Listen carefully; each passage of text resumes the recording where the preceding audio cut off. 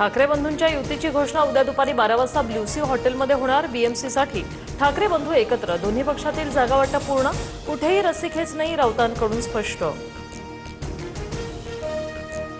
मुंबई, ठाणे, नवी मुंबई, कल्याण, डोंबिवली आणि मीरा भाईंदरमध्ये ठाकरे बंधू एकत्र लढणार।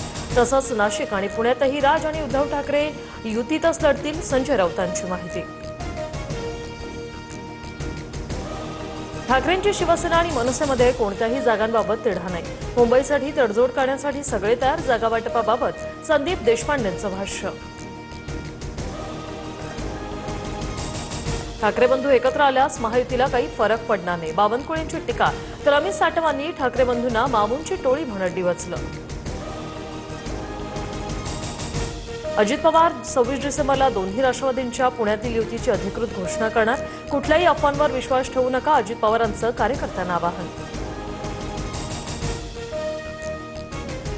पुण्यात दोन्ही राष्ट्रवादी एकत्र आल्यास आम्ही शरद पवारांच्या राष्ट्रवादी सोबत जाणार नाही, संजय राऊतांकडून स्पष्ट। मनसे आणि आम्ही निवडणूक लढवू, काँग्रेस सोबतही चर्चा सुरू, राऊतांची माहिती। पुण्यातील महाविकास आघाडी अजित पवारांच्या राष्ट्रवादी सोबत नाही। पुण्यात अजितदादांची राष्ट्रवादी मविया सोबत जाण्याच्या शक्यतेवर संजय राऊतांचं विधान। आमच्यापर्यंत अद्याप प्रस्ताव आला नाही, कार्यकर्ता पुणेकर हा केंद्रबिंदू ठेवून निर्णय होईल, दोन्ही राष्ट्रवादीच्या युतीबाबत सुप्रिया सुळेंची प्रतिक्रिया। पवारांच्या राष्ट्रवादीचे पुणे शहराध्यक्ष प्रशांत जगताप उद्या राजीनाम्याबाबत भूमिका स्पष्ट करणार। मुंबईत सुप्रिया सुळेंशी चर्चा केल्यानंतर जगतापांची प्रतिक्रिया। पुण्यात दोन्ही एनसीपी एकत्र येण्याला जगतापांचा विरोध।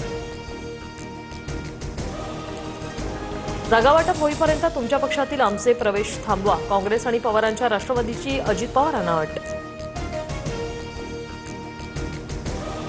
जिल्हा परिषदेत भाजप सोडून कोणत्याही पक्षासोबत युतीस हरकत नाही।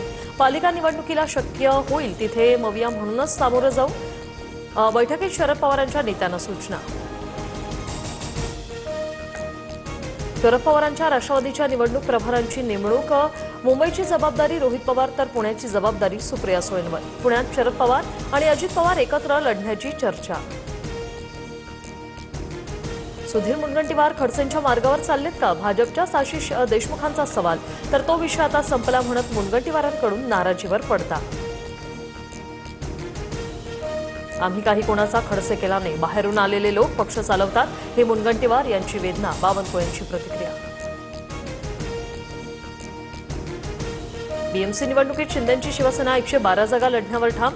मराठी बहुल भागात जास्तीत जास्त जागा लढण्यासाठी शिवसेना इच्छुक। जागा वाटपाबाबत पुन्हा शिंदेंची शिवसेना आणि भाजप नेत्यांची चर्चा। ठाकरेंच्या शिवसेनेचे कणकवलीचे नवनियुक्त नगराध्यक्ष संदेश पारकर यांनी उपमुख्यमंत्री शिंदेंची भेट घेतली। संदेश पारकर शिंदेंच्या शिवसेनेच्या वाटेवर असल्याची चर्चा।